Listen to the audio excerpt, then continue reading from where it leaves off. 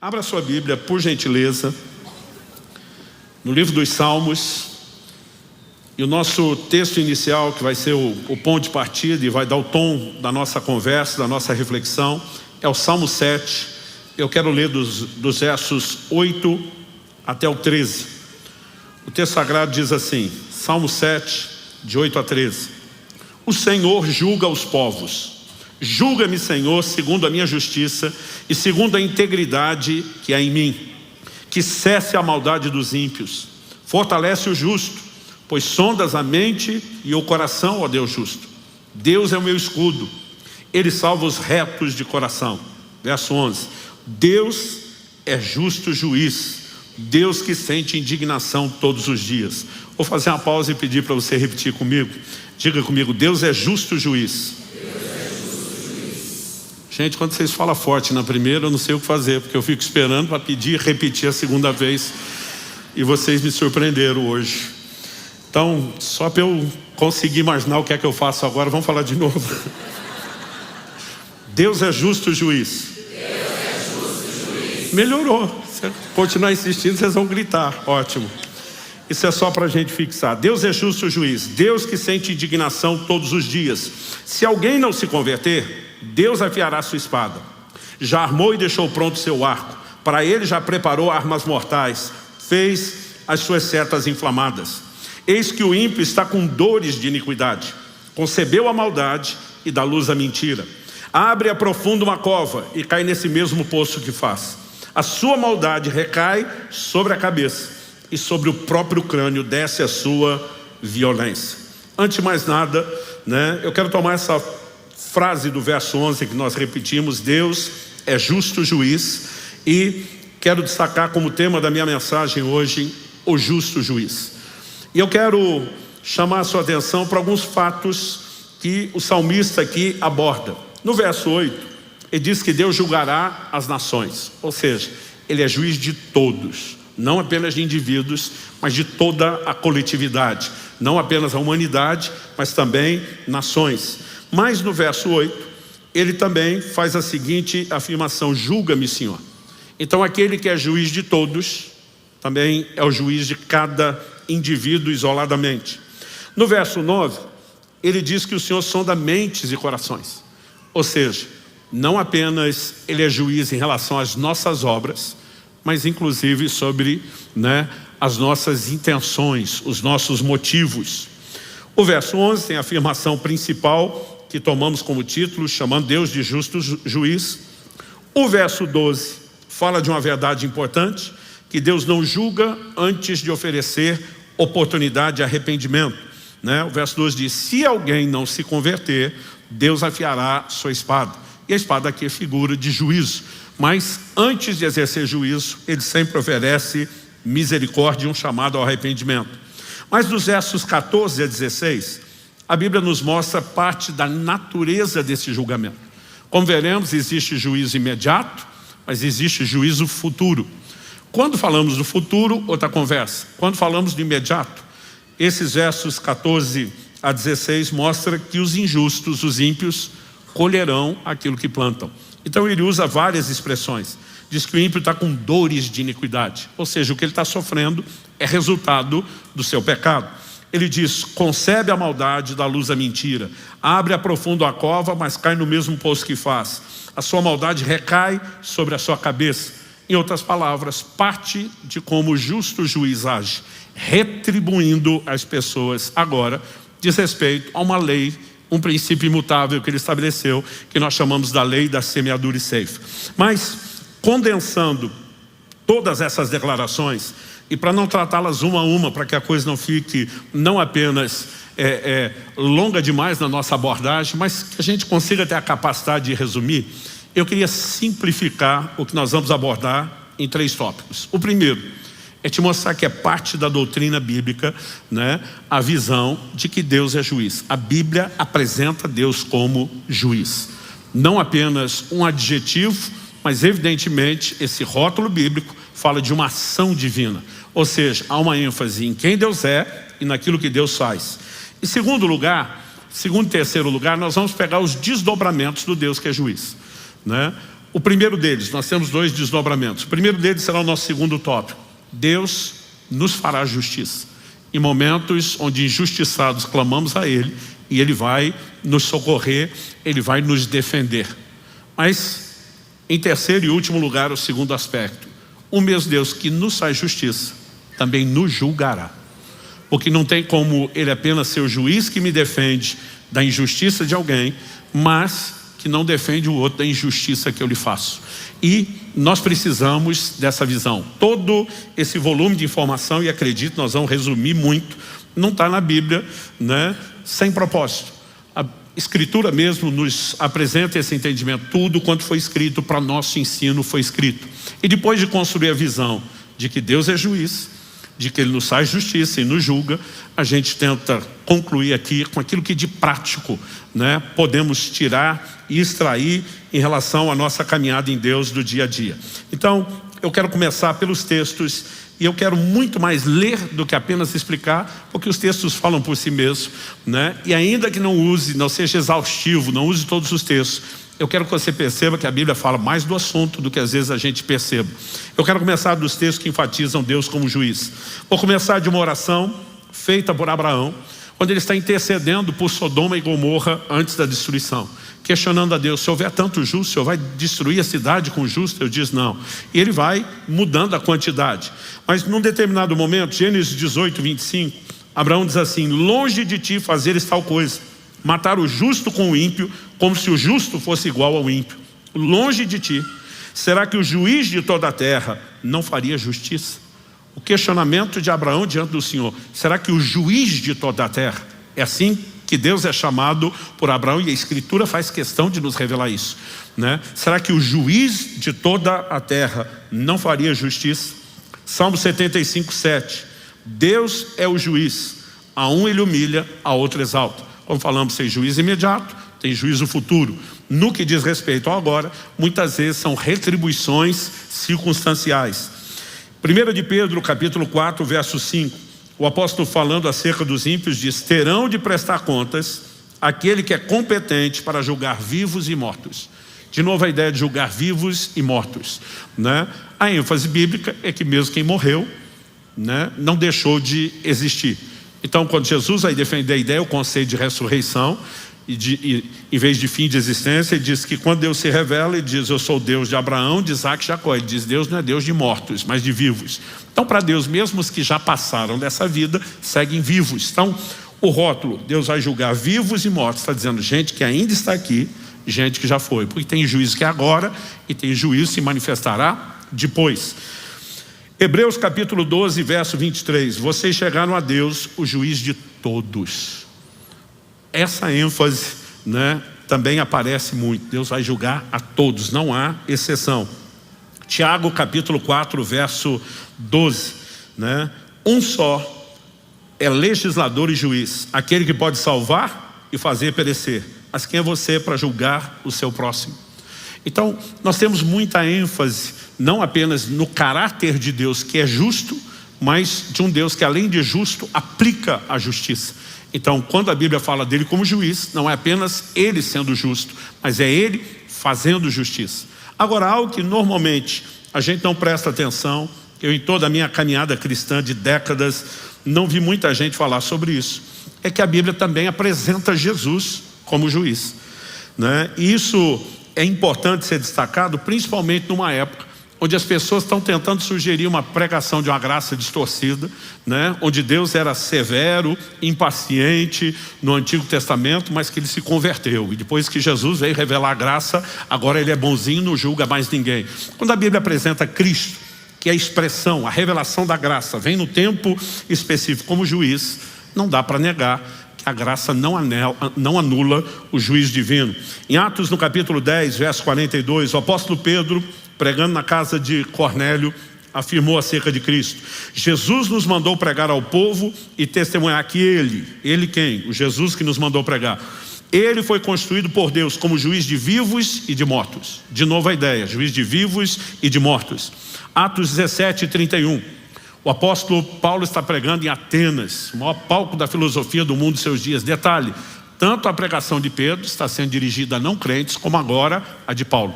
Essas verdades sobre Deus como juiz, juízo futuro, já era anunciado quando o evangelho era pregado. Hoje em dia a gente não ouve isso, nem quando o evangelho nos é exposto e nem depois da gente abraçar a fé. Mas Atos 17, 31, porque Deus estabeleceu um dia em que julgará o mundo com justiça, por meio de um homem que escolheu. Quem é esse homem? E deu certeza disso a todos, ressuscitando dentre os mortos. A ênfase está em Jesus. O próprio Cristo declarou, João capítulo 5, versos 26 e 27. Porque assim como o Pai tem vida em si mesmo, também concedeu ao Filho ter vida em si mesmo. E lhe deu autoridade para julgar, porque é filho do homem. Em Romanos, no capítulo 2, verso 16, Paulo falando sobre o seu evangelho, o evangelho que ele pregava, não que o evangelho fosse dele, ele diz assim, no dia em que Deus, por meio de Cristo Jesus, julgue os segredos das pessoas de acordo com o meu evangelho. Interessante ele dizer que Deus não vai julgar só obras, não só intenções, mas ele diz, os segredos das pessoas serão julgadas, ou seja, nada que é segredo será segredo permanentemente. 2 Timóteo capítulo 4, versos 1 e 2. Diante de Deus e de Cristo Jesus, que há de julgar vivos e mortos, pela sua manifestação e pelo seu reino, peço a você com insistência, pregue a palavra, insta, quer seja oportuno, quer não, corrija, repreenda, exorte com toda a paciência e doutrina. Mais adiante Paulo vai dizer ao seu discípulo, pregue a tempo e fora de tempo. Por que tem que pregar a tempo e fora de tempo? Por que tem que instar, exortar, corrigir, né? Exortar as pessoas com paciência? Porque elas precisam saber que haverá um juízo, né? E ele está dizendo, diante de Deus, de Cristo Jesus, que há de julgar vivos e mortos. Pregue a palavra, proclame essa verdade. Então, nós precisamos reconhecer esse elemento ligado não apenas ao atributo de Deus, de um ser justo, né? Mas de como ele vai aplicar a sua justiça. Ele julgará cada ser humano. Dito isso, nós precisamos distinguir que dentro de Deus exercendo o seu juízo, aplicando a sua justiça, há dois aspectos distintos e esses serão os meus dois próximos tópicos. Em primeiro lugar, ele vai julgar quem nos faz mal, ou seja, Deus nos fará justiça. Mas, em segundo lugar, o segundo aspecto, serão o segundo e o terceiro tópico, ele também nos julgará por aquilo que fazemos. Então, eu quero começar falando a respeito de Deus que nos fará justiça. No Evangelho de Lucas, no capítulo 18, Jesus conta a partir do verso 1, o que nós passamos a denominar de a parábola, né, ou alegoria do juiz iníquo. Depois de falar de um juiz que acaba atendendo uma mulher pela sua insistência, mas não porque ele tivesse nenhum padrão de justiça, ele é chamado de iníquo, mas só para se livrar do incômodo, né? Jesus que está fazendo não uma comparação, mas um contraste com Deus que é justo, diferente do juiz que é ímpio. Ele diz assim, Lucas 18, verso 7, o início do 8. Será que Deus não fará justiça aos seus escolhidos, que a Ele clamam dia e noite, embora pareça demorado em defendê-los? Digo a vocês que depressa lhes fará justiça. Então aqui Jesus está falando de Deus fazer justiça aos escolhidos que clamam a Ele noite e dia. Clamam pelo quê? Não está falando que fazem orações aleatórias e Deus faz justiça. Está falando de gente que clama por justiça. Esse é o paralelo da parábola, né? A viúva vai apresentar a sua causa e diz, olha, preciso de alguém que me defenda de uma injustiça que está sendo feita. E a Bíblia está dizendo que Deus fará justiça. Às vezes pode parecer, para o meu e o seu timing, para a nossa ansiedade, que ele está parecendo demorado. Mas Jesus diz, pode parecer demorado, mas na perspectiva de Deus, Ele faz justiça depressa. Às vezes eu e você nem estamos percebendo o que Deus está fazendo ou construindo, mas Ele está sempre agindo. E o próprio Jesus nos apresenta esse conceito, né, de que temos um Deus que nos faz justiça. Quando você olha para a história de Davi, evidente que Deus havia rejeitado Saul, a quem ele estabeleceu como rei sobre Israel, por conta do pecado, da rebeldia, da desobediência de Saul. Deus anuncia que iria substituí-lo, e Saul começa a encher de ciúmes em relação ao escolhido de Deus que tomaria o seu lugar, que era Davi. Ele começa a perseguir Davi, tentando matá-lo. Davi nunca fez nada, nenhum tipo de mal a Saul, não fez nada para merecer aquilo, mas por conta do ciúme, da inveja de Saul. Agora a vida dele está em risco, ele está fugindo. Ao momento que os dois se encontram, haviam tentado convencer Davi de matar Saul, e diz: de modo nenhum eu vou tocar no ungido do Senhor, isso é problema de Deus, quem resolve isso é Deus. E olha o que ele fala para o próprio Saul. 1 Samuel 24:15. Que o Senhor Deus seja o meu juiz e julgue entre nós dois, que ele examine e defenda a minha causa, me faça justiça e me livre das mãos do rei. Davi aqui está expressando a fé no entendimento de quem Deus é. Ele me fará justiça, ele será juiz entre eu e você, ele vai me livrar das suas mãos. Eu não preciso me defender, eu sequer preciso lhe atacar, eu sei quem é o justo juiz. E várias vezes nós temos esse tipo de relato incluído na Escritura, não de forma aleatória, mas intencional, para que a gente tenha um entendimento, né? Entendimento de quem Deus é e que aquilo que ele faz é uma extensão daquilo que ele é. O profeta Jeremias, que para anunciar, né, e condenar o pecado do povo, para proclamar as consequências que viriam, agora está sendo ameaçado de morte pelos líderes, pelos governantes, pelos religiosos dos seus dias. No livro de Jeremias, em Jeremias capítulo 11, verso 20, ele diz assim: mas ó Senhor dos exércitos, justo juiz, que provas o mais íntimo do coração, permite que eu veja a tua vingança contra eles, pois te confiei a minha causa. Né? Basicamente ele está dizendo: eu espero que o Senhor expresse aquilo que o Senhor é e sabe fazer bem, né? Que o Senhor vá para cima deles e defenda a minha causa, né? Isso não significa que a gente vai carregar nenhum espírito vingativo. Daqui a pouco vou falar um pouco, né, mais sobre isso, mas fala de uma atitude de confiar num Deus que é justo a ponto de defender a nossa causa quando nós estamos sendo injustiçados. Quem está entendendo, diga amém. Agora, a orientação bíblica é clara. Esse Deus que é o justo juiz, que quer aplicar a sua justiça divina, ele também nos orienta a não atrapalhá-lo no processo. Pastor, como assim não atrapalhá-lo? Vamos lá.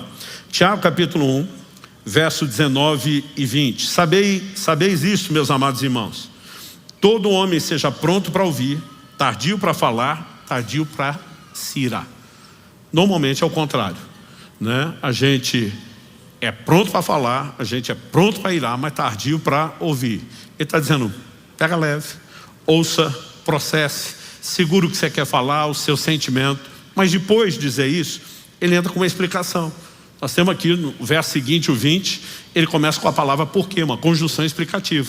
É o elo de ligação entre o raciocínio que está sendo construído e a explicação que vem depois. Verso 20, né, de Tiago 1, ele diz: porque a ira do homem não opera a justiça de Deus. Basicamente ele está dizendo: se você se irar e quiser resolver as coisas, você está excluindo o justo juiz do processo. Concordam com isso as palavras de Paulo, que escrevendo aos Romanos, ele diz no capítulo 12, no verso 11: meus amados, não façam justiça com as próprias mãos, mas deem lugar à ira de Deus, pois está escrito: a mim pertence a vingança, eu é que retribuirei, diz o Senhor. Tem muito crente, eu falo isso depois de pelo menos 31 anos de pastorado, que eles têm uma dificuldade enorme com o perdão por causa do seu senso de justiça. Eu vejo muita gente reclamando, protestando: a pessoa fez o que quis e agora fica por isso mesmo. Eu falei: não, a Bíblia não está dizendo que fica por isso mesmo. A Bíblia está dizendo que você se ira se você tenta fazer justiça. A justiça de Deus não vai ser operada. Aí você está por conta num padrão limitado de justiça. Mas quando você prefere entregar ao justo juiz e não se mete, não atrapalha, ele é que vai agir. O fato de que você perdoa alguém e não deixa que o que a pessoa fez destrua essas emoções, não significa que Deus não vai tratar as coisas com justiça. Quem está entendendo? E nós precisamos saber sair de cena e dizer: Deus é contigo, né? Nós precisamos aprender a importância de crer e nos entregar ao justo juiz, aquele que julga retamente.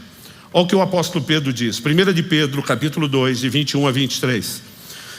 Para isto mesmo vocês foram chamados, pois também Cristo sofreu no lugar de vocês, deixando exemplo para que vocês sigam os seus passos. Você pode repetir isso comigo? Diga: deixando exemplo para que vocês sigam os seus passos. Então nós sabemos que Cristo é o nosso referencial, o nosso modelo, é o padrão de caráter e de comportamento. O cerne do Evangelho nos remete exatamente a isso. 1 de João, né, capítulo 2, verso 6, quem diz estar nele deve andar como ele andou. Filipenses 2,5, tende em vós o mesmo sentimento que houve também em Cristo Jesus. 1 Coríntios 11:1, sede meus imitadores, Paulo diz, como eu sou de Cristo. Cristo é o padrão, é o modelo. E aqui o apóstolo Pedro está nos orientando, né, e dizendo que ele deixou exemplo para a gente seguir os seus passos. Que exemplo ele está falando aqui? E diz, vocês foram chamados, porque também Cristo sofreu. Ele está falando de exemplo de sofrimento.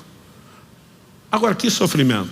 Ele está falando do sofrimento da cruz para a redenção dos pecados dos outros? Não, isso eu e você não podemos fazer. Não tem chance da gente ir para uma cruz como ele foi para querer espiar os outros. Então, que sofrimento é esse? Os versos seguintes explicam. Vamos lá, 22. Ele não cometeu pecado. Nós sabemos que em momento nenhum Cristo pecou. Mas do que ele vai falar agora? Diz assim, nem foi encontrado engano em sua boca. Outra versão diz dolo. Como assim pecado na boca? Verso 23. Pois ele, quando insultado, não revidava com insultos. Quando maltratado, não fazia ameaças, mas se entregava àquele que julga retamente. É nisso que Cristo está sendo apresentado como modelo. Quando difamado, não retribuía com difamação. Quando maltratado, não retribuía maltratando. Significa por isso, que fica por isso mesmo? Não. Significa que ele dizia, eu não preciso exercer justiça. Eu me entrego ao que julga retamente. São verdades que nós precisamos entender, confiar e aprender a viver. Há um tempo atrás, eu estava reunido com um grupo de pastores, amigos próximos. E por conta de uma série de informações, um olha para mim e diz, não vai falar nada? Eu falei, não. Ele olhou para mim e falou, quem cala consente.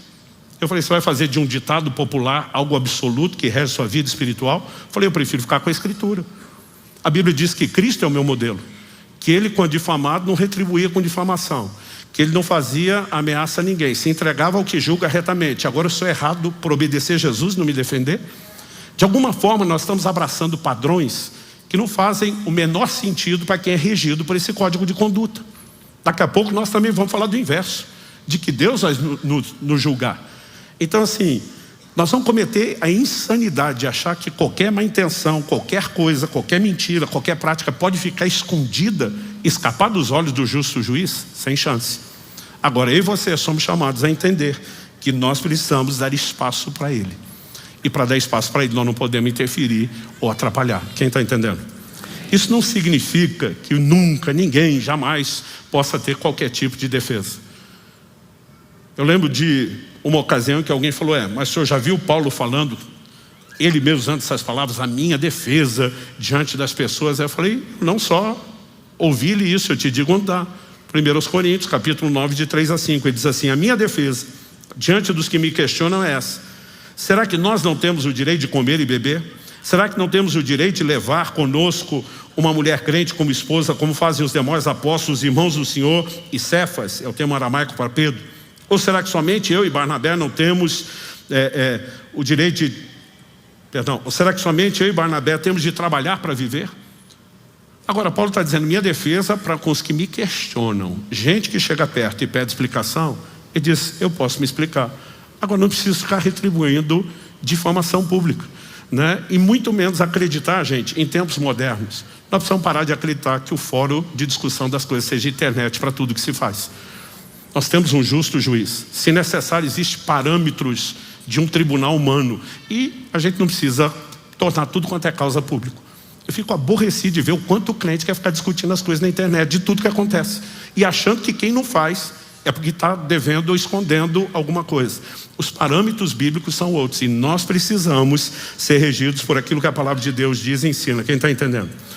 Agora, nós temos um momento onde Paulo vai bater o pé em relação a dizer, me tratem com os meus direitos de cidadão romano e não passem por cima disso. Isso também não está na Bíblia à toa. Quando foi que isso aconteceu? Em Atos 16, Paulo está pregando na cidade de Filipos. Ele expulsa um espírito de adivinhação de uma certa mulher, que a Bíblia diz que enquanto debaixo da influência daquele espírito adivinhando dava grande lucro aos seus senhores, os caras ficam doidos, movimentam os magistrados da cidade, que fazem um julgamento sumário, né? Não apenas vão açoitar Paulo e Silas, mas os prendem sem nenhum tipo de julgamento. Depois chega a notícia para Paulo. Atos 16, vou ler de 36 a 39, diz assim, então o carcereiro comunicou isso a Paulo dizendo, os magistrados ordenaram que vocês fossem postos em liberdade. Portanto, vocês podem sair, vão em paz. Paulo, porém, lhes disse, sem ter havido processo formal contra nós, nos açoitaram publicamente, nos jogaram na cadeia, sendo nós cidadãos romanos. Querem agora nos mandar embora, sem maior alarde, tipo na surdina, sem retratação. Nada disso. Eu lembro que eu li essas coisas e dizia, tá maluco, Paulo? Vaza, some da prisão, engole seu orgulho, vai embora. A questão não é orgulho. Paulo está mexendo em questões de justiça. A Bíblia diz, nada disso, pelo contrário, que eles venham e pessoalmente nos põem em liberdade, tipo, vão se retratar. Os oficiais de justiça comunicaram isso aos magistrados. Quando eles souberam que Paulo e Silas eram cidadãos romanos, ficaram com medo. Porque a hora que pensaram, deu ruim, e o que nós fizemos será exposto. O texto diz, então foram até eles e pediram desculpas, né? Há momentos e situações onde você vai ver o apóstolo Paulo batendo o pé e dizer, me trate nos padrões da lei. Por quê? Não diz respeito somente a eu e você. Certos comportamentos vão gerando jurisprudência na sociedade. Então, sem ter esse absolutismo de que nunca ninguém jamais possa se defender, né? Ou seja, para uma pessoa que pede explicação, ou mesmo ir para o fórum certo, em vez de ficar difamando alguém publicamente e defender os seus direitos, mas sem excluir essa possibilidade, para não tentar exagerar de um lado, nós precisamos entender que o coração do cristão precisa ser de alguém que se entrega a Deus. Porque na hora que o crente lê lá, se alguém te bater na face, dá outra. Se obrigar a caminhar uma milha, vá a segunda. Se quiser tomar a capa, entrega também a túnica. E alguns acreditam que isso é viver só de forma passiva. Tipo, a gente não reage, a gente não se defende de forma alguma. Não é basicamente isso que a Bíblia está dizendo. Eu e você precisamos olhar sempre o todo, né? Mas embora o cristão não foi chamado para esse lugar de passividade, de inércia, nós temos no coração a convicção que os outros não têm. Há um justo juiz. Ele nos defende e ele vai fazer justiça. Amém? Então isso precisa nortear o meu e o seu coração. Então quando somos injustiçados, nós precisamos lembrar, há um justo juiz. Mas na hora de tratar os outros, para que a gente também não cometa injustiça, o mesmo Deus quer que eu e você nos lembramos. Ele também vai nos julgar. Eu e você também seremos julgados de qualquer injustiça que façamos aos outros, assim como alguém que nos faz injustiça será julgado. E a ênfase bíblica também é clara sobre isso. Eclesiastes, capítulo 12, versos 13 e 14. Eclesiastes é aquele tipo, né, de material, a autoria atribuída a Salomão, um homem que viveu tudo intensamente e que no final faz um balanço de como muitas coisas que corremos atrás são vaidade, acabamos perdendo a essência. Ele termina, são as últimas palavras, os 2 últimos versículos do livro. Eclesiastes 12, versos 13 e 14. Ele termina dizendo, de tudo que se ouviu, a conclusão é essa. Tema a Deus e guarde os seus mandamentos, porque isso é o dever de cada pessoa. Basicamente ele diz, no frigir dos ovos, avaliando a vida toda, no final das contas só tem uma coisa que importa. Tema a Deus, guarde os seus mandamentos. Esse é o dever de cada pessoa. Verso seguinte, por quê? Aí nós temos uma palavra de ligação. Porque Deus há de trazer a juízo todas as obras. Não algumas, não a maioria, todas. Até as que estão escondidas. Quer sejam boas, quer sejam más. E nós precisamos entender que isso é fundamento bíblico, doutrinário, né? Aliás, quando a gente lê Hebreus capítulo 6, que fala sobre os rudimentos da doutrina de Cristo, nós temos lá juízo eterno. Haverá juízo com repercussões por toda a eternidade. Isso é parte dos fundamentos, do rudimento da doutrina de Cristo. E não é só o Antigo Testamento que fala isso. Essa revelação que eles tinham de um Deus justo, que vai julgar todas as coisas, até as que estão escondidas. Ou seja, pode se esconder dos homens, mas ninguém esconde nada de Deus. A Bíblia diz que Moisés, antes de matar aquele egípcio que estava maltratando um hebreu, a Bíblia diz que ele olhou de um e de outro lado. Por que você acha que ele fez isso? Que se tivesse testemunha, você acha que ele teria matado? E muitas vezes a forma como eu e você decidimos agir e viver, será que estão vendo? Será que vão saber?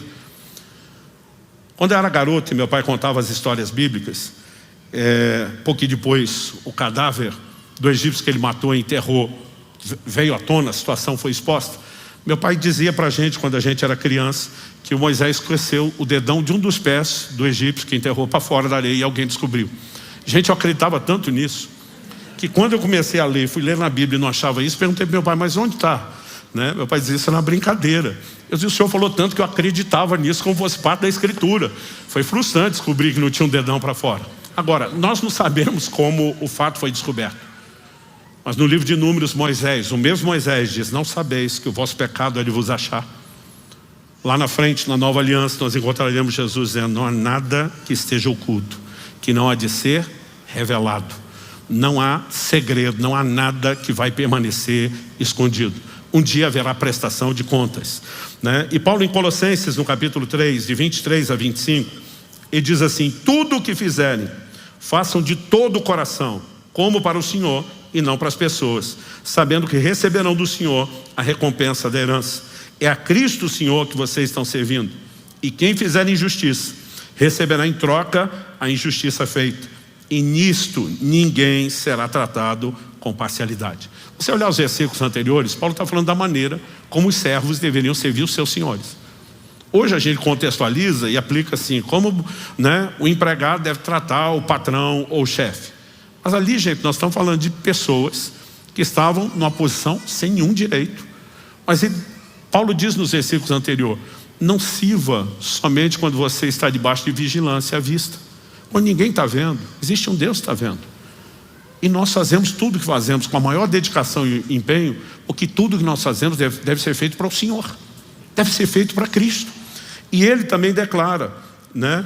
É Cristo o Senhor que vocês estão servindo. Portanto, vocês vão receber do Senhor a recompensa da herança. Deus vai retribuir todas as coisas que fazemos, boas e más. Paulo diz em 2 Coríntios, capítulo 5, verso 10, importa que cada um de nós compareça perante o tribunal de Cristo. Nós mencionamos antes Jesus como juiz. Isso é uma ênfase, né, enorme do Novo Testamento. Para cada um receba tudo aquilo que fez por meio do corpo. Deus vai julgar boas obras, Deus vai julgar as más obras, né? E o texto diz, ninguém será tratado com parcialidade. Assim como na hora de nos fazer justiça, para alguém que foi injusto conosco, Deus é imparcial. Na hora de nos julgar, Ele também será igualmente imparcial. Em Romanos, no capítulo 14, de 10 a 12, nós lemos assim, você, porém, porque julga o seu irmão, e você porque despreza o seu irmão, pois todos temos de comparecer diante do tribunal de Deus. Essa palavra traduzida todos, um dos seus significados é todos, mas ela também significa cada um individualmente. Ou seja, o todos aqui é a soma de cada indivíduo. Mas uma tradução ainda mais acurada seria cada um. Porque cada um de nós será, no final todos serão. Mas não é prestação de contas genérica, coletiva, é individual. O texto diz, pois todos temos de comparecer diante do tribunal de Deus. Deus tem um tribunal, porque Ele é o justo juiz. Como está escrito, por minha vida, diz o Senhor, diante de mim se dobrará todo o joelho, toda língua dará louvores a Deus. Verso 12 de Romanos 14. Assim, pois, cada um de nós prestará contas de si mesmo diante de Deus. Hebreus capítulo 4, verso 13. Não há criatura que não seja manifesta na sua presença. Pelo contrário, todas as coisas estão descobertas e expostas aos olhos daquele a quem temos de prestar contas. Não só a Bíblia está enfatizando, haverá prestação de contas, né? Mas a Bíblia diz, não tem uma criatura que não seja manifesta, revelada na presença dele. O texto insiste e diz todas as coisas. Uma tradução mais antiga diz nuas e patentes. Todas as coisas estão descobertas e expostas aos olhos daquele a quem vamos prestar contas. Quando Moisés olhou de um e de outro lado, ele estava pensando, ninguém está vendo. Se ninguém está vendo logo, como preguei no final do ano passado, dá nada não. Agora, se eu e você acordássemos a cada santo dia, pensando, tudo que eu faço está sendo vigiado e filmado, você acha que mudaria a sua maneira de se comportar? Pois eu quero te dizer que a cada dia você está sob vigilância. A Bíblia diz que os olhos do Senhor estão em todo lugar, né? Não há absolutamente nada que eu e você façamos que fuja ao olhar e aos registros divinos.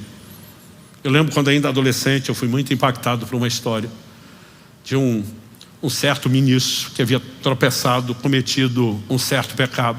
E ele foi chamado pela liderança dele para um momento de conversa. Eles disseram, olha, nós sabemos que você está envolvido nesse tipo de prática. Nós sabemos que não é uma única vez. E nós queremos restaurá-lo, nós queremos recuperá-lo.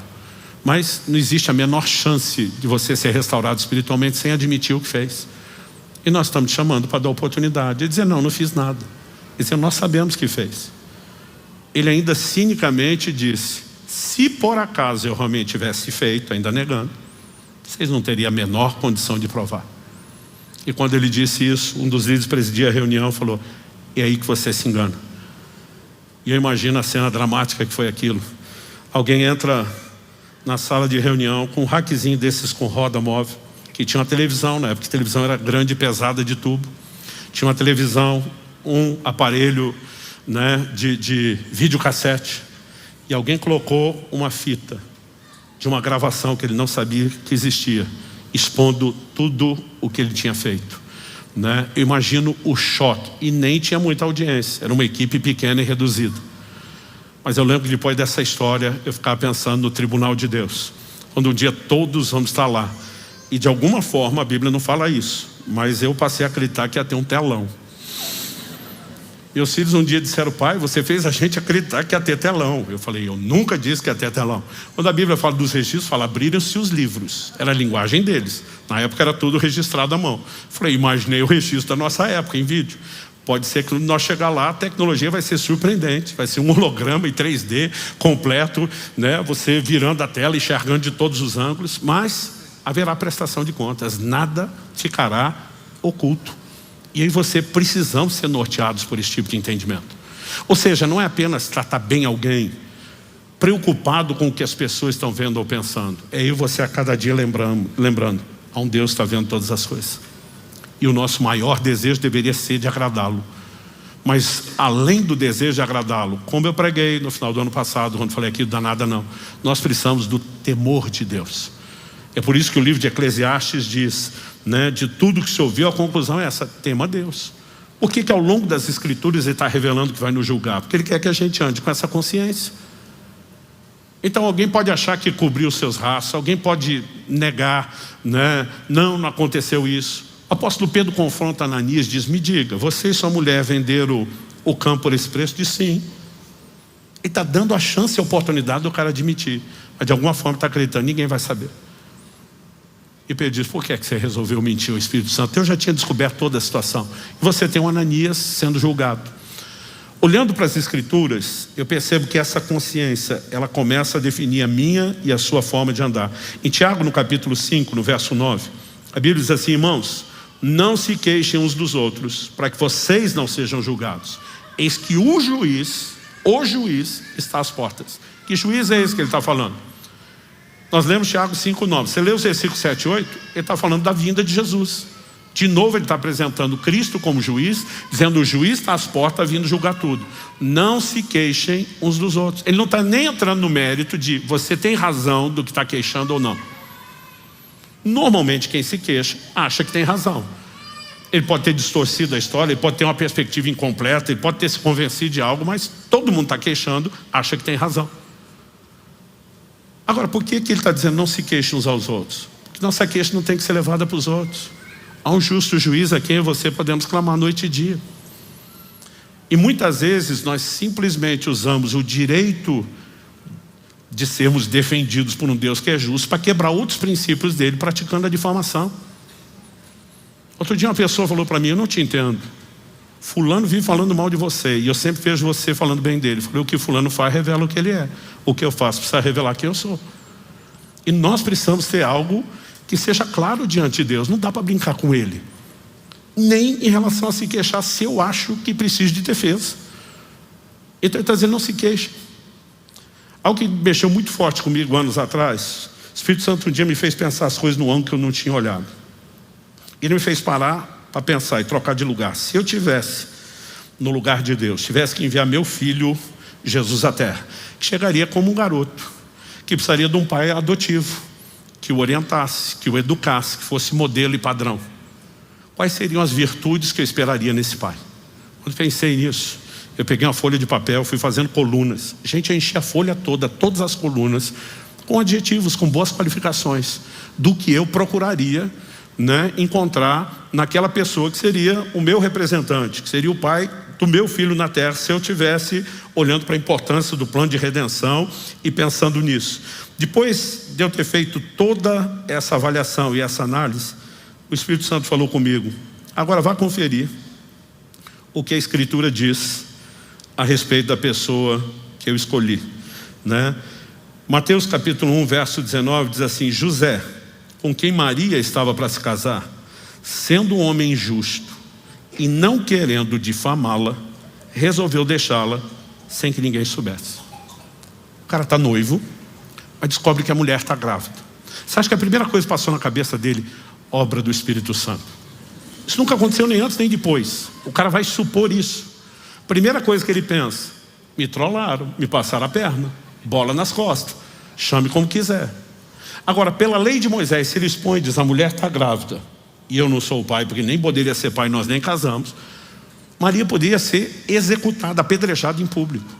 A Bíblia diz que ele resolve deixá-la secretamente. Não vou expor a maldade que eu acho que ela fez. Por que ele agiu assim? A Bíblia diz: porque era um homem justo. Deus me disse: essa é a minha lista para o homem que eu escolhi. Uma das coisas que Deus mais valorizou, talvez esteja entre as que nós menos valorizamos, porque a gente gosta de ter a linguinha bifurcada, de destilar o veneno no canto da boca e fritar todo mundo, principalmente se a gente achar que foi injustiçado. Esse homem mesmo sentindo assim, diz: alguém que julga retamente. Eu preciso manter um coração alinhado com o justo juiz. Quem está entendendo? Isso é evangelho, gente. E nós precisamos entender e praticar esse tipo de coisa. E à medida que a gente vai compreendendo essa visão de Deus como justo juiz, né, nós precisamos, só quero falar uma última coisa aqui, entender o que falei várias vezes desde o início. Tem juízo imediato e tem juízo futuro. Em 1 Timóteo capítulo 5, versos 24 e 25, o apóstolo diz assim: os pecados de alguns são notórios, mesmo antes do juízo. Está falando de um juízo final. Mas os de outros só se manifestam mais tarde. Do mesmo modo também as boas obras se evidenciam. E aquelas que ainda não são evidentes, ainda não são manifestas, não poderão ficar escondidas. Então não é só coisa ruim que não vai ficar escondida. Toda boa obra que foi feita em segredo, onde as pessoas agiram de maneira que uma mão não sabe o que a outra está fazendo e não fizeram publicidade, também não vai ficar em segredo, porque Deus vai julgar todas as coisas. Só que a Bíblia diz: os pecados de alguns, né, e isso é claro, de alguns, não de todos, são notórios mesmo antes do juízo.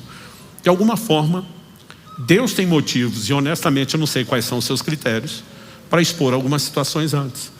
E Deus tem motivos, eu não sei quais são os seus critérios, mas seu caráter justo é inquestionável para tratar algumas coisas depois. Então, quer seja agora, quer depois, Ele fará justiça e isso basta. Mas eu também preciso lembrar que isso não inclui apenas quem resolve fazer algo contra mim. Isso inclui a mim, inclui cada um de nós. Então, como deveria ser a minha e a sua forma de viver? Por que nós precisamos entender Deus como justo juiz? Antes de Eclesiastes apresentar que Deus vai julgar todas as coisas, não vai ficar nada escondido, ele diz: tema a Deus. Entender Deus como justo juiz deveria produzir no meu e no seu coração temor. Falamos recentemente isso aqui, que o temor do Senhor, né, nos guarda de pecar e de praticar o mal. Curioso é que você vai observando ao longo dos textos bíblicos que essa mentalidade se traduz nesse comportamento prático. Gênesis 39, 9. Quando a mulher de Potifar, já dei esse exemplo aqui antes, está assediando José. O posicionamento de José para rejeitar a mulher não é: dona, me desculpe, só não faz meu tipo. Qual foi a resposta dele? Como cometeria eu tamanha maldade contra Deus? Ele está dizendo: a aventura que a senhora está propondo não justifica cuspir na cara de Deus. Eu temo a Deus. A injustiça não é só contra o seu marido que a senhora está querendo passar a perna. Isso seria uma injustiça contra Deus, contra os padrões de Deus. O Deus que me abençoou, que me chamou, que me escolheu, que tem me guardado. Por que eu faria isso contra Ele? Agora, a consciência de só está garantindo que nós dois vamos aprontar algo aqui e ninguém está sabendo, está esquecendo de algo. Existem os olhos de alguém. Eu não temo apenas pela vigilância fazer algo errado. Eu quero agradá-lo, eu quero honrá-lo, mas eu também não sou louco de brincar com ele. Porque Gálatas capítulo 6, verso 7 e 8, como a gente apontou na mensagem anterior aqui, diz: de Deus não se zomba. Tudo que o homem semear, isso também ceifará. Então assim, quando nós somos regidos por esse tipo de entendimento, a gente vai ser louco de brincar com Deus? A gente vai ser louco de achar, né, que podemos encobrir pecado, más intenções e que no final está tudo bem? Não tem jeito de terminar bem. A única forma de diminuir essas consequências é quando existe arrependimento, conserto, porque Deus sempre começa primeiro oferecendo arrependimento.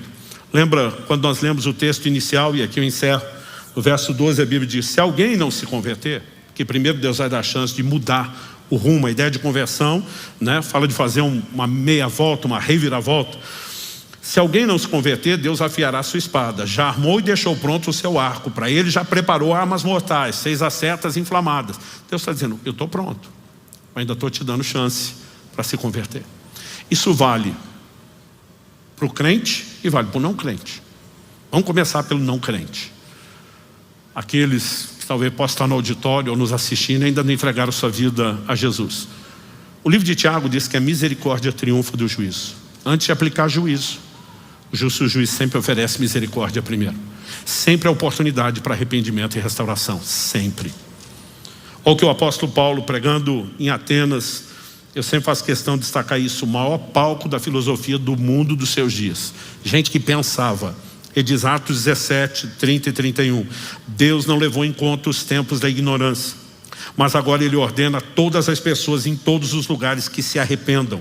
Porque Deus estabeleceu um dia que julgará o mundo com justiça, por meio de um homem que escolheu e deu certeza disso a todos, ressuscitando dentre os mortos. Antes de apresentar Jesus como juiz, Ele diz, Deus não leva em conta os tempos da ignorância. Você estava nas trevas, estava sem revelação. Isso não significa que o pecado cometido na ignorância não foi pecado. Ele diz, mas manda que agora todas as pessoas em todos os lugares se arrependam. Tem que se arrepender porque foi pecado. Mas eu não levo em conta, Deus está dizendo, eu não estou deixando de considerar que você pecou. Eu só estou oferecendo misericórdia porque você fez isso na ignorância. E eu estou te dando a oportunidade de agora ter luz para que você se arrependa e se conserte. Isso Deus aplica para o não crente e Ele aplica para o crente. Outro texto que eu apresentei aqui, vou repetir intencionalmente, né? Tem coisas que a gente faz aqui intencionalmente, ficar batendo na mesma tecla para ajudar no processo didático de aprendizado. O apóstolo Paulo escreve aos Filipenses, diz, eu não me canso de vos dizer as mesmas coisas. O livro de Hebreus diz, importa que nos apeguemos com mais firmeza às verdades ouvidas. Como qualquer pai e mãe, sabe que educar filho, você não adianta apenas falar uma vez, porque o que ele precisa não é de informação, ele precisa de ênfase até que ele abrace aquilo, incorpore aquele princípio e aquele valor na conduta dele. No reino de Deus não é diferente. Então me permita intencionalmente ser repetitivo. Carta ao anjo da igreja de Tiatira, em Apocalipse 2. O Senhor se dirigindo à mulher, a que ele denomina, chama ela como Jezabel, dei-lhe tempo para que se arrependesse. Porém ela não quer se arrepender da sua imoralidade. Eis que farei com que fique acamada, trarei grande tribulação aos que com ela adulteram, caso não se arrependam das obras que ela incita. Matarei os seus filhos e todas as igrejas saberão que eu sou aquele que sonda mentes e corações e retribuirei a cada um de vocês segundo as suas obras. Deus diz, dei-lhe tempo para que se arrependesse. E a gente tem falado que isso é longanimidade, paciência. O problema é que alguns confundem longanimidade com impunidade. Dá nada não. Não tem jeito do justo juiz deixar barato. Ele normalmente oferece oportunidade de conserto. Mas se a misericórdia não for abraçada, o juízo inevitavelmente se seguirá. E Deus disse, se eu não conseguir recuperar o meu temor no seu coração para salvar você, eu te uso de exemplo para salvar os outros. Mas eu vou para cima de tu. E quando a gente entende essas coisas, eu vou repetir, não tem como eu e você não repensarmos a forma de viver. Não há a menor chance. A pessoa pode adotar um estilo de vida de fachada, um discurso, pode negar um monte de coisa. E daí? E quando estiver diante de Deus? O que vai adiantar esse discurso depois? Então entender Deus como justo juiz pode afetar de forma significativa a maneira como eu e você caminhamos. Mas também quando, não só isso vai nos impedir de fazer injustiça contra Deus e os outros, mas também quando somos injustiçados, a gente lembra, Ele é justo juiz para uma coisa e para outra. E nós podemos confiar nele.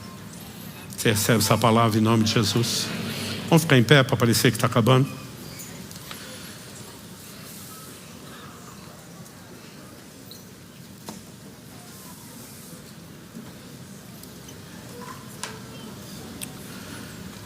Meu Deus, eu oro com cada um dos meus irmãos e irmãs que se encontram nesse local de culto, com aqueles que nos acompanham pela transmissão da internet, ou mesmo por meio de uma gravação posterior.